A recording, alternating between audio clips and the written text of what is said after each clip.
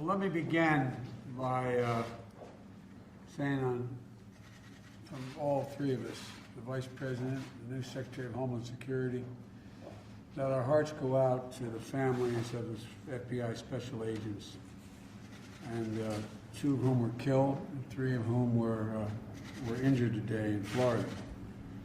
I was briefed in this tragedy earlier today, and I know the FBI is gathering information about how this happened, what happened, but I can only imagine how these families are feeling today.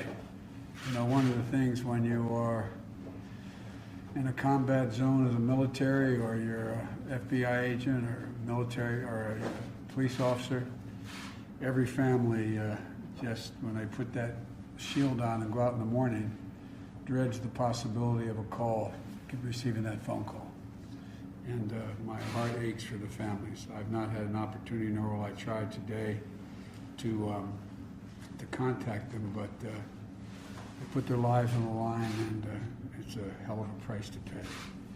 And every single day, every one of these folks get up, and they, by and large, the vast majority of these men and women are decent, honorable people who put themselves on the line. We owe them.